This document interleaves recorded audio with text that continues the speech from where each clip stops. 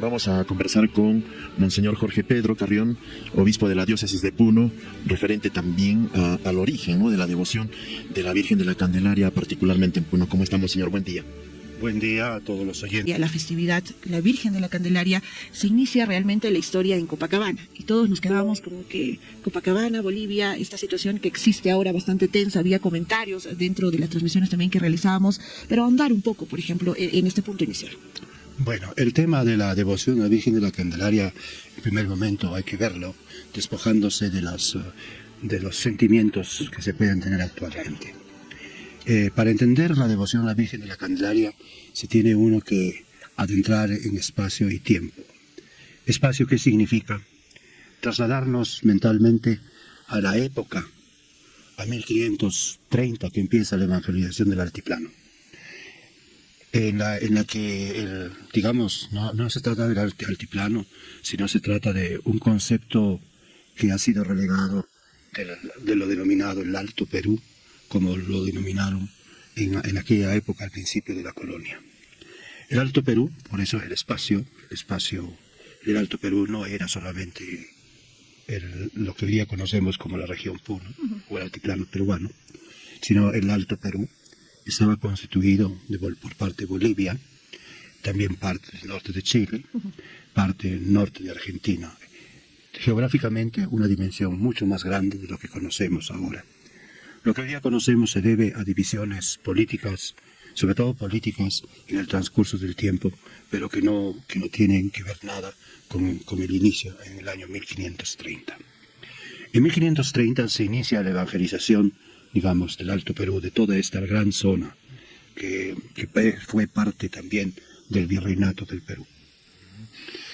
Los primeros evangelizadores que llegaron a esta zona, con sede principal en Chucuito, fueron los dominicos. Y los dominicos abarcaron toda esta zona. Ellos crearon propiamente, digamos,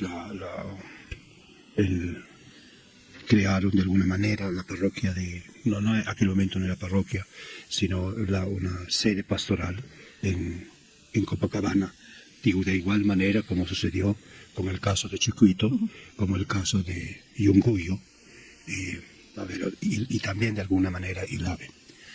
Y Pomata, por supuesto. Pomata fue un centro importante para los dominicos. De ahí viene la devoción en Pomata de la famosa Virgen del Rosario de Pomata. Eso es en 1530. En aquel momento,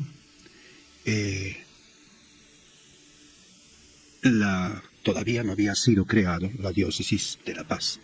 Toda esta zona propiamente pertenecía a la diócesis del Cusco. Cusco abarcaba todo lo que hoy día es la diócesis de Ayacucho, Apurímac, La Plata, Buenos Aires, etc. A partir de 1530, las necesidades pastorales llevaron a que se fuese fraccionando estas zonas y creando las nuevas diócesis. Una de las más antiguas de esta zona fue Charcas, hoy día creo que es Sucre, y posteriormente La Paz.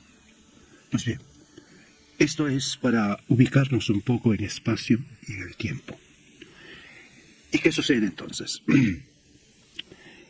Anterior a 1530, que se inicia la evangelización, la presencia de España en esta zona, Copacabana era importante en el Imperio Inca. El Imperio Inca tenía tres grandes centros de culto. El primero era Cusco, con Coricancha. El segundo era Copacabana, con dos grandes templos, podríamos decir, imperiales o reales, que era el Templo del Sol y el Templo de la Luna. Y el tercer templo estaba ubicado en Lima, hoy en el distrito de Lurín. No me viene a mente el nombre oficial actualmente, pero era un complejo inmenso, eran los grandes templos. Estos templos eran administrados directamente por Cusco, por el Inca, y al ser administrados directamente por ellos, había un delegado, llamémoslo delegado, de la Casa Real de Cusqueña.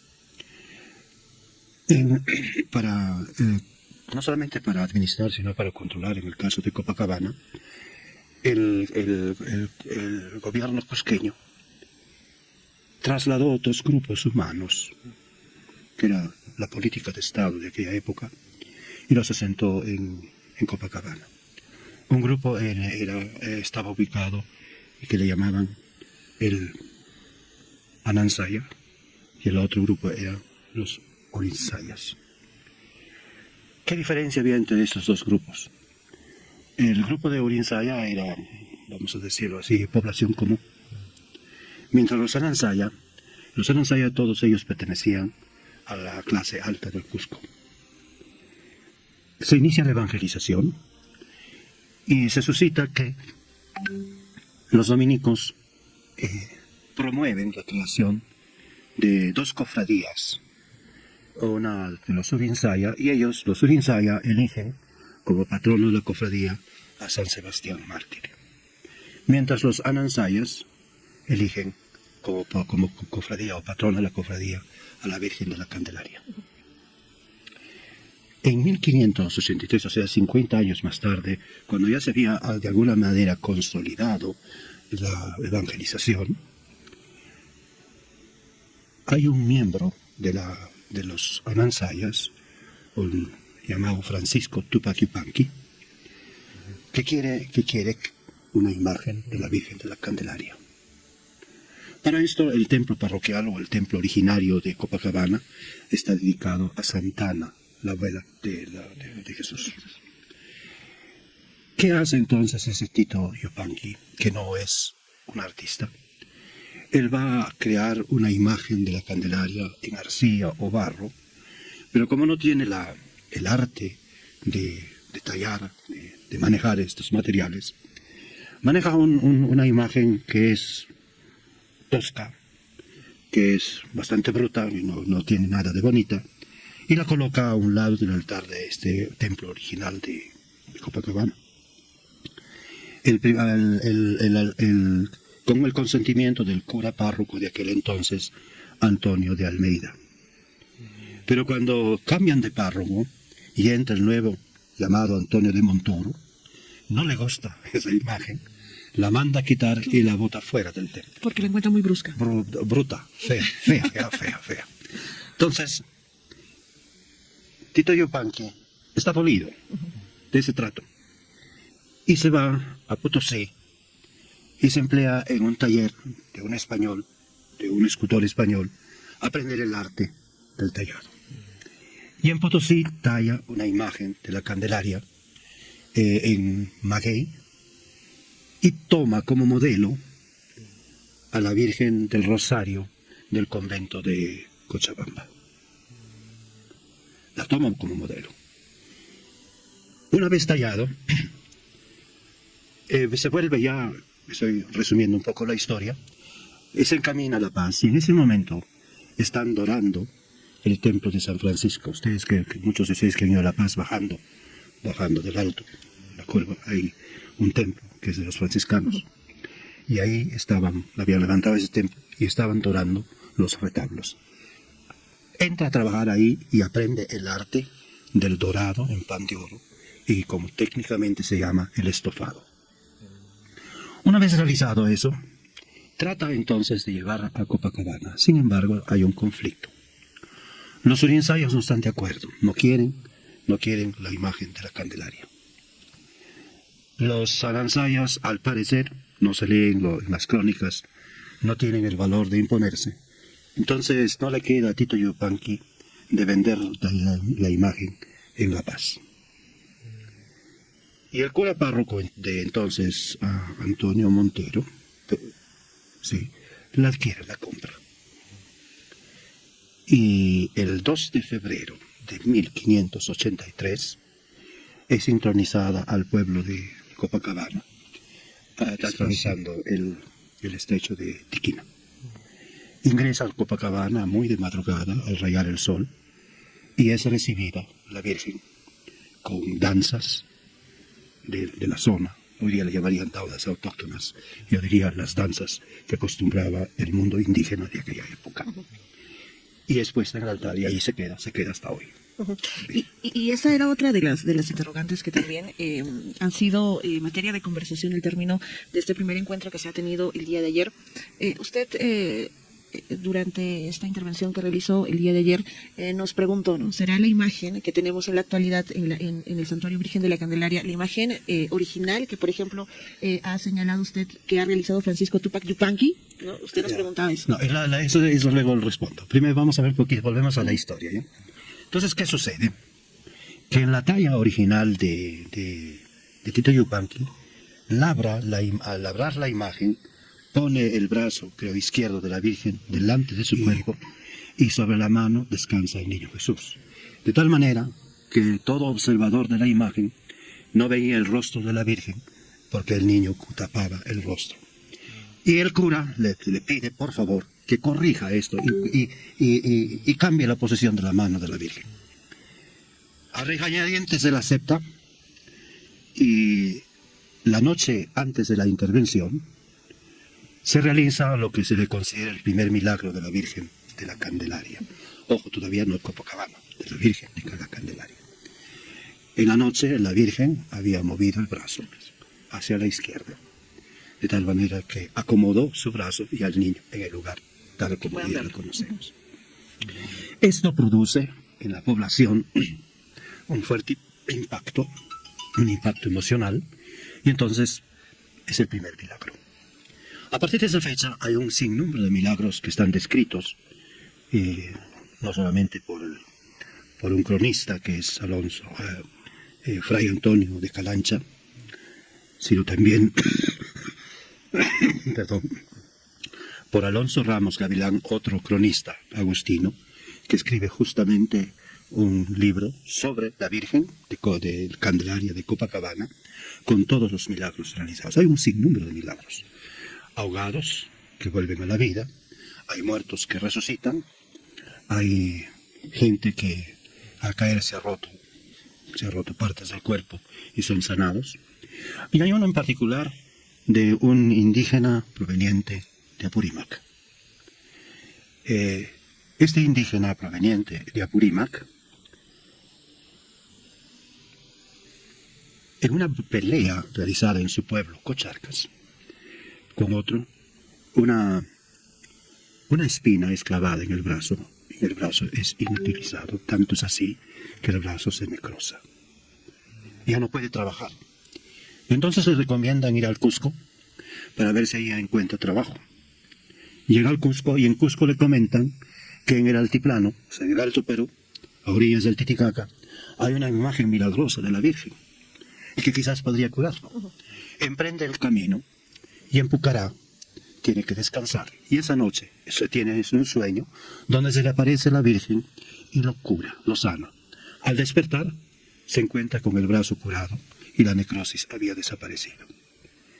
Entonces él se encamina, de todas maneras se encamina a Copacabana. Y ahí le pide a Tito Yupanqui que le haga una copia igual a la Virgen de la Candelaria. Vuelve a su pueblo, un año más tarde, retorna, y él retorna para recoger dicha imagen, y esa imagen se la lleva a su pueblo, a Cocharcas. Hoy en Cocharcas hay un hermoso templo barroco famoso, y es la única imagen original tallada por Tito Yupanqui que aún se conserva, que es, como diríamos, si vulgarmente podríamos decir, la melliza de la Virgen de Copacabana.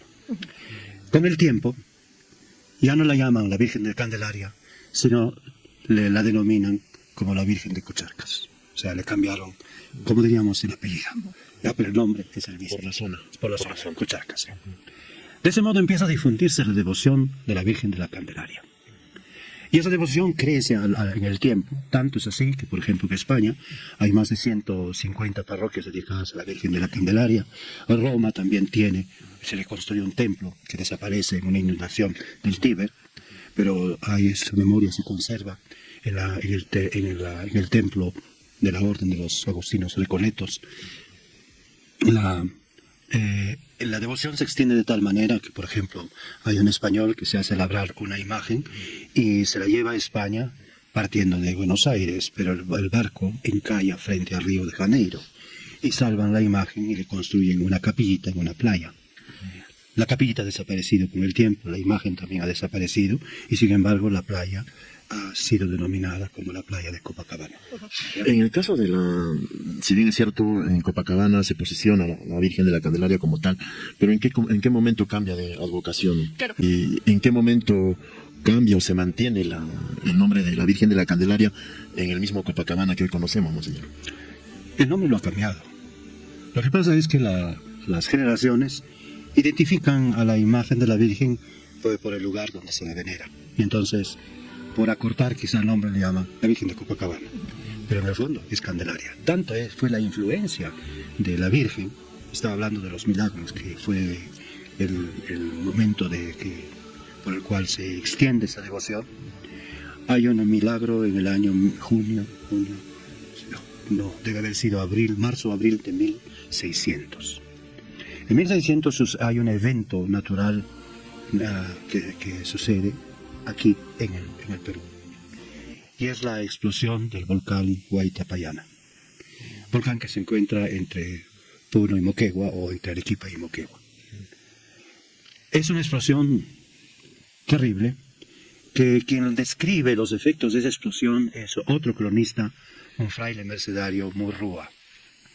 Aunque su crónica está hoy en día muy, como se ha cuestionado por algunos temas, pero en el relato de la explosión creo que sí acierta. Fue una explosión, y que también los otros cronistas relatan, fue una explosión, una de las explosiones más brutales que conoció Sudamérica. Ese volcán se encuentra hoy día entre la carretera de aquí que vamos de Puno a Moquegua, en ese arenal. Al explotar ese volcán, más o menos 5 poblados quedaron enterrados por las cenizas. Pero no enterrados solamente los poblados, sino con todos sus habitantes. Y durante más de un mes se cubrió el cielo de ceniza. Según el cronista Morrúa, dice que desde Arequipa se veían las lenguas de fuego. Que más o menos es una distancia de 150 kilómetros más o menos. Y toda esta zona se cubrió de oscuridad durante 7 días. No había sol, no había nada. La gente andaba desesperada. Murúa cuenta que muchos pobladores de esa zona andaban vagando sin ropa, con animales muertos, desesperación. Y entonces le piden a la Virgen, a la Candelaria, no Copacabana, a la Candelaria, que lo saque de este desastre. Y al 8º día el cielo se abre y por fin vuelven a ver el sol. Digamos, considerado milagro, es que potencializa la devoción a la Candelaria. Tanto es así que las damas arequipeñas, en agradecimiento a este gran milagro, le regalan, creo que es la única corona de oro que porta la Virgen de la Candelaria de Copacabana hasta hoy. Bien. ¿Qué sucede entonces mirando todo este trasfondo? Por eso decía, hay que ubicarlos en espacio y tiempo. ¿Qué sucede? Es muy posible que entonces la devoción a la Candelaria se extiende por todo lo que es nuestra zona, tanto como se extendió por el norte de Chile, el norte de Argentina. En Caima se venera la Virgen de la Candelaria, cuyo origen también es Copacabana. Claro. Y el día de ayer usted hacía mención, monseñor, que en el caso particular de Puno habría surgido por una sequía extrema, la que se registró. No, uno de los grandes milagros de la Virgen fue también una sequía muy grande, donde interesantemente y quizás eso también marcó historia. En los terrenos de los Aninsayas estaba la sequía y le pidieron a la Virgen y la Virgen hizo llover sobre los terrenos de la Aninsaya, mientras los Urinsaya tenían que con la sequía. Parece también que hay un juego hay muchas cosas que juegan, ¿no? Y eso determina el crecimiento de la devoción. Y cuando había esos temas de naturaleza, siempre han pedido a la Virgen de la Candelaria por la lluvia, o para que detenga también la lluvia, ¿no? Ya. Todo esto ha jugado, y lo importante es, a mi parecer, a mi sentir, que esto pertenece al mundo indígena. Y es algo que también usted enfatizaba el día de ayer, ¿no? ¿Por qué nace esta devoción a la Virgen de la Candelaria? No por influencia quizás en su momento española, sino porque es una devoción Indígena. Indígena, sí, de indios, sí, justamente el autor de la imagen, ¿no? Es un indígena, pero voy a decir indígena de la clase alta, porque pertenece a la Casa Real del Cusco. Es algo, también son puntos muy interesantes. Pues bien, entonces la devoción crece, va creciendo, ¿y qué sucede en el caso de Puno? Puno en ese momento, 1583, no existe. No hay Puno. Es posible, la parroquia creada a fines del siglo XVI, de 1500, es Paucarcolla. Paucarcolla es la parroquia que ve toda esta zona, Capachica, Caracoto, toda esta zona de Puno, hasta Chiquito. ¿Qué pasa entonces aquí en Puno? Es muy posible que aquí hay datos históricos de que en Puno había un asentamiento humano, un pueblito de paso, por decir, que se convierte en un tambo o una pascana. Ese tambo y pascana estaba levantado en lo que se conoció en aquel tiempo, en el lugar de Puño y Pampa. Y Puño y Pampa se ubica en lo que hoy día es el templo de San Juan Bautista. Y es muy posible. Estamos jugando con posibilidades, no con certezas, porque no hay testimonios, ¿eh? Crónicas tampoco existen. No hay crónica, no hay nada. En este pueblito es normal, como era una pascana, ¿no? Donde la gente que viajaba del Cusco a Buenos Aires descansaba, era como un sitio de hospedaje. Un lugar de reposo. De reposo. Debe haber habido una capillita para los viajeros. Y en esa capillita debe haber, al lado de la cruz, debe haber habido una imagen de la Virgen. ¿Y qué mejor imagen? La Candelaria. ¿De qué tamaño? No lo puedo decirte, pero sí era una imagen en bulto. Recién en 1600, la diócesis de La Paz se crea en 1605. Y en 1675, en torno al año 1675, el obispo de La Paz crea la parroquia San Juan Bautista de Puno, o sea, 70 años después. Claro. ¿Ya? 1583, la sintoniza de la Virgen de la Candelaria, 1675, se crea la parroquia de San Juan Bautista. Pero la parroquia de San Juan Bautista no es una parroquia de españoles, es una parroquia de indígenas, o como, y disculpando la terminología que no es discriminatoria, sino son datos históricos, es una parroquia, como lo llamaban, de indios. Y entonces, en este templo, ya debe haber habido una imagen de la Candelaria. Se empieza a acrecentar la devoción, pero también por otra razón. Claro, ahí haciendo un entre paréntesis, usted menciona que en esa capilla pequeña que estaba en su momento en Puno y Pampa, que ahora está construido el templo San Juan Bautista, debió de haber existido una imagen de la Virgen de la Candelaria. Sí. ¿Esta sería la imagen que tiene ahora? Esa es la gran pregunta, Claro. donde no hay respuesta y donde no hay testimonios. No tenemos testimonios. No se sabe de dónde hasta el momento ha salido la imagen que tenemos en la actualidad. No sabemos. Y lo mismo en lo que fue el templo de San Juan, al inicio, ¿no? Bien. Quizá por muchos múltiples motivos, de algún momento la lejanía también de Copacabana, la gente prefirió entonces acudir a la Candelaria que se veneraba en esta capillita. Con nombre propio, Candelaria. Es nombre propio también Copacabana, porque la influencia de la Virgen de la Candelaria de Copacabana es tan grande. La Virgen del Cupiña es Candelaria, la Virgen del Socavón es Candelaria, La Virgen de Chapi también. la Virgen de Chapi es Candelaria. Todas son Candelaria. Ahora, ha adquirido el nombre del lugar como si fuese el apellido, pero el original es y esto es lo que muy a menudo no se puede entender. Si vemos las imágenes de cómo está representada la iconografía de la Virgen, es una Candelaria. La Virgen lleva en el brazo al niño Jesús y en el otro brazo lleva una vela encendida. Es la Candelaria.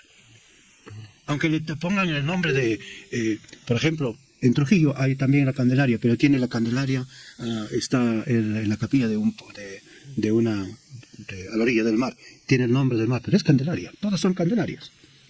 Por la zona cambian de Denominación, es igual Claro. como, miren, por ejemplo, la Virgen de Fátima. ¿Por qué? Porque pareció a Fátima, pero es la Virgen de Lourdes, es de Lourdes, pero es la Virgen. La Virgen es siempre la misma, no es diferente. Y en este caso la Candelaria es la Candelaria. Bien, entonces, ¿qué sucede? Después de 1675, con el conde de Lemos, se crea Puno. Se traslada históricamente la villa de San Luis de Alalba a Puno. Y entonces, para los españoles, se levanta el templo de la hoy día catedral, el templo de españoles, también de españoles. Para la clase alta. No, para los españoles, es clase alta, para los españoles. Y entonces en el templo de españoles, el título de la catedral es la Inmaculada Concepción y San Carlos Borromeo. ¿Por qué? Porque los españoles tienen una profunda devoción a la Inmaculada Concepción. Y aquí viene el contraste entre la piedad española y la piedad del mundo indígena. Y también se puede ver aquí, si se contemplan ambos templos, que el templo de la catedral es mucho más opulento que el de la esto, porque es de los indígenas. Pero hay algo más, no es que sean más ricos o pobres, sino que hay otro dato que muy a menudo se pasa por alto. La manzana donde se levanta hoy el templo de la Candelaria, con el tiempo ha cambiado, pero toda la manzana pertenecía al templo. El templo estaba al centro, había un arco de ingreso, y alrededor del templo era el cementerio de los indígenas. Todas esas casas que alrededor que había no existían, era el cementerio. Esas casas recién se empiezan a levantar a partir de 1850 más o menos. Algunos compran, otros bueno se apropian o lo invaden y por eso desaparece todo ese territorio. Los caciques, los principales del mundo indígena se enterraban dentro del templo. Lo mismo sucede con la catedral. Los españoles se enterraban alrededor, pero los principales dentro del templo. Esto hasta 1820, donde se prohíbe el enterramiento en los templos, y ahí nace o se origina el cementerio de la Icacota. Que la Icacota estaba en aquel momento fuera de Puno, estaba fuera, lejos. O sea, por eso les he dicho, estas cosas hay que verlas en espacio y tiempo. Bien. ¿Qué pasa luego? Cuando llega la República, con esos afanes de protagonismo, el Alto Perú se fracciona. Sale Bolivia. Antes era una unidad como el Perú. Sale Bolivia. Se separa el norte de África, el norte de Argentina, el norte de Chile. Entonces los espacios se reducen. Y por razones políticas, estratégicas y tantas cosas sociológicas, nace ese prurito de que esto es mío, esto es tuyo, aquí no te metes, ¿no? Que hoy día se puede ver también en el conflicto con las danzas. ¿Ya? Por ejemplo, están ahora discutiendo sobre la diablada, o el origen de la diablada. El origen de la diablada no es ni Bolivia, ni Perú, ni el norte de Chile, ni el norte de Argentina. El origen de la diablada hay que verla en la colonia, no en la república. Y la diablada tiene un origen que es un auto sacramental para enseñar a la población el conflicto entre el bien y el mal.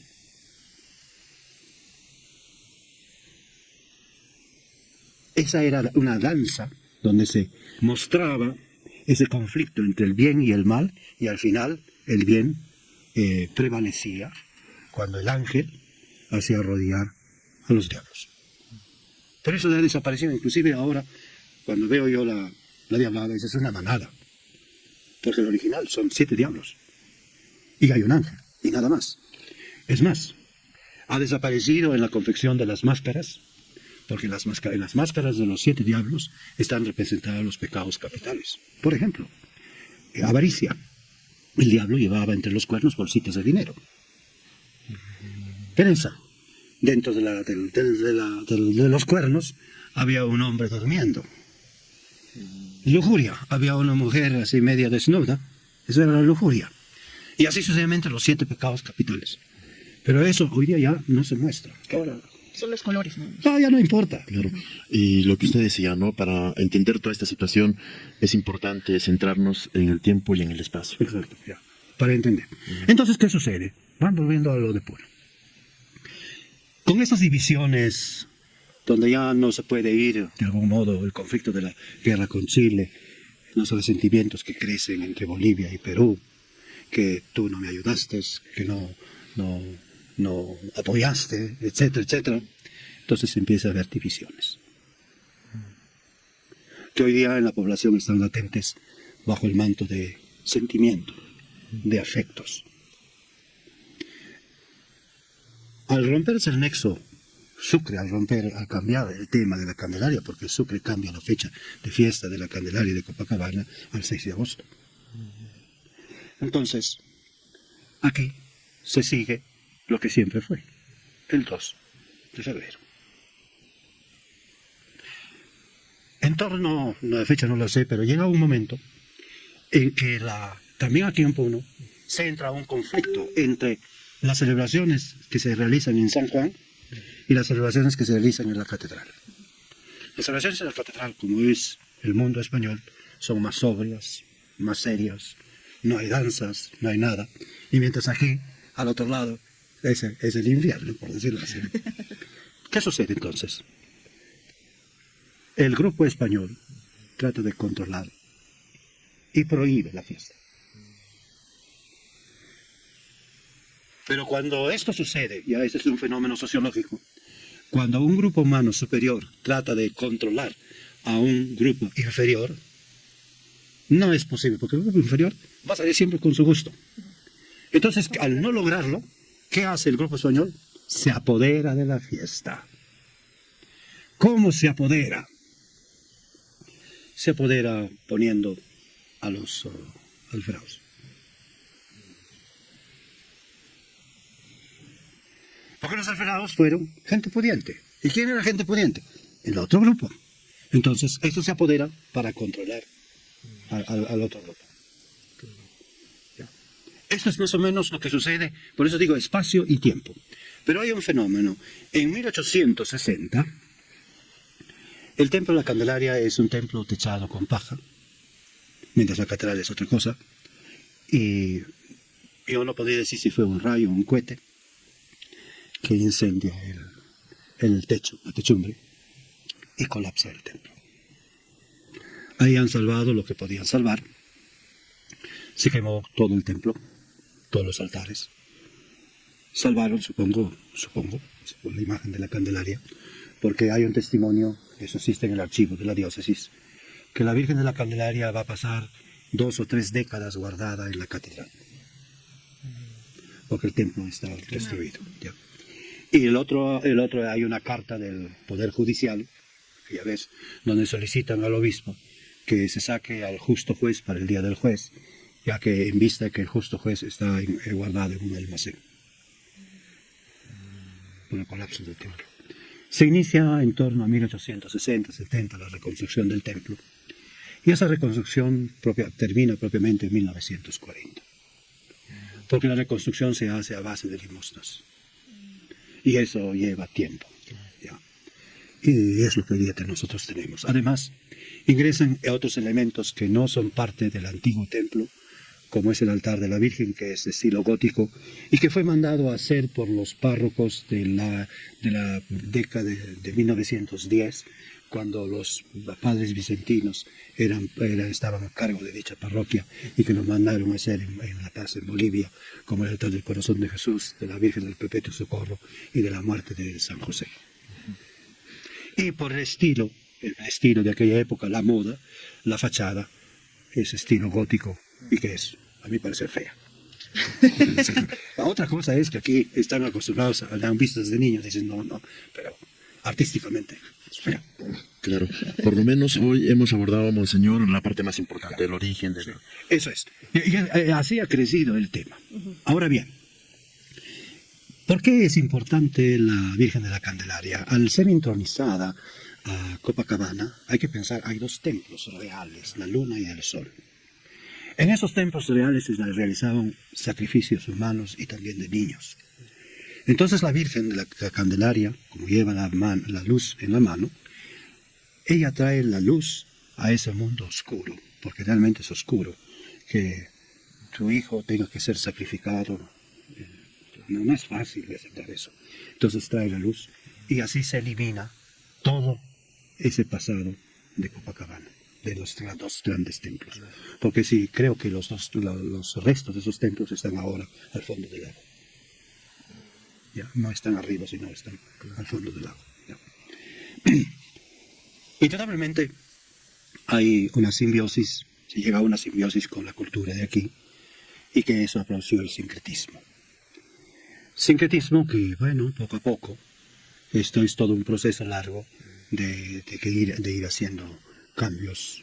Como por ejemplo, cuando yo llegué, había personas que subían donde la Virgen y le levantaban la pollera y le ponían unas canastitas, pero esas canastitas contenían brujería. Entonces yo he eliminado todo eso, he quitado todo, ahora ya no, está limpio, la Virgen está limpia, ¿ya? De esos textos. Pero muchos todavía conservan, por costumbre, tradición, ciertos elementos. ¿Ya?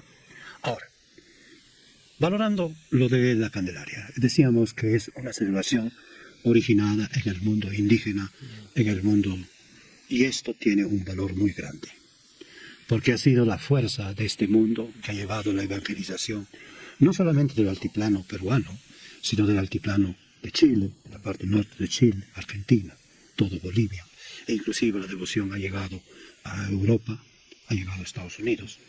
En Lima, Santo Toribio de Mogrovejo, por 1605 más o menos, ordenó la construcción de un templo dedicado a la Virgen de Copacabana en lo que hoy día es el Rímac. Todavía existe el templo. Y el otro templo a la Virgen de Cocharcas, que está cercano al Hospital 2 de Mayo, por esa zona. Y con una condición, que en estos templos haya una cofradía. Y esa cofradía debe estar integrada solo y exclusivamente por el mundo indígena, donde no podían entrar los criollos. O sea, siempre este mundo. Y luego, el valor, volviendo ahora, del por qué Tito Yupanqui labró esa imagen. Todavía no, por lo menos por los datos que conozco, no sale a relucir. Pero algo hubo ahí en este buen hombre que impulsó la evangelización, pero también que atravesó grandes dificultades. Primero, le botan su primera imagen a la calle. Segundo, le cuestionan el hecho de su tallado.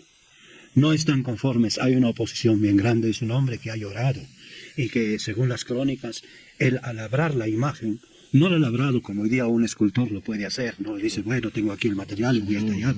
No, él ha acompañado ese labrado, o ese proceso de esculpirlo con misas, ayuno, oración. O sea, es otra cosa. No ha sido una imagen comercial. Ha sido una imagen que ha nacido de una convicción profunda de fe, donde él quería plasmar algo que lo sentía cercano. Es más, es la primera imagen indígena de la Virgen en todo Sudamérica. No es una imagen con rasgos españoles, o europeos, es una imagen con rasgos indígenas. Es una cholita. ¿Ya? Entonces, ese es el valor de esta imagen y del valor de este buen hombre que hizo algo básico y fundamental que ayudó a la evangelización de todos estos pueblos. No, quizá voy a terminar rápidamente con la imagen de aquí. ¿Qué pasa con el incendio? Porque por ahí me cayó una foto anterior del incendio de la Virgen de la Candelaria. Y comparando esa foto, un daguerrotipo, como así se llamaba, comparando con la actual, es muy diferente. Entonces, aquí tengo dos hipótesis de trabajo. La primera es, se quemó parcialmente y la restauraron. Una hipótesis. Primera hipótesis. La segunda, se quemó totalmente. Y entonces buscaron una salida. Y la salida podría haber sido, encontraron una imagen parecida de la Virgen y la convirtieron en la Candelaria. Podría ser. Pero, ¿lo real? No lo sé. Lo importante es que tenemos aquí a la imagen de la Candelaria, que la gente la venera, que le llaman la chaposita, ¿cómo le llaman? Chaposita le llaman, después no sé qué más le llaman, porque es chaposita, gordita, ¿no? Mientras de esa foto antigua es diferente, no mucho más fina. Sí. Eso es. Yo lamento ahora que el mundo autóctono lo están desplazando. que aquí hay un cierto tipo de discriminación cuando la Candelaria es una fiesta del mundo indígena, del mundo autóctono. Y que dan valor más a lo otro, que es impuesto propiamente, por otras razones. Pero el mundo autóctono es desplazado, no tiene importancia. Mientras que la Virgen pertenece a ese mundo. Y yo creo que esto es importante subrayar y retomar. Por ejemplo, ahora va a haber el concurso y luego va a haber la parada, pero una parada que no pasa por el templo, sino alejado, porque, sabe Dios, no conviene, no gusta, realmente no entiendo. Claro, y eso también ha generado malestar en el hombre del sector rural, ¿no? Como se indica, Sí. La originalidad propiamente. Esperemos que esta situación se pueda reconsiderar también y no se le restrinja a que el indígena o la población del sector rural le pueda también venerar a la patrona del pueblo. Además, lo de la octava, ha habido influencia externa. Mire, por ejemplo, pero cuando cae la Pascua en la segunda quincena de marzo, entonces, Carnaval cae en lo que podríamos llamar el día de la octava. Y al caer en el día de la octava, es parte del Carnaval. Muchas gracias, monseñor. Gracias, señor.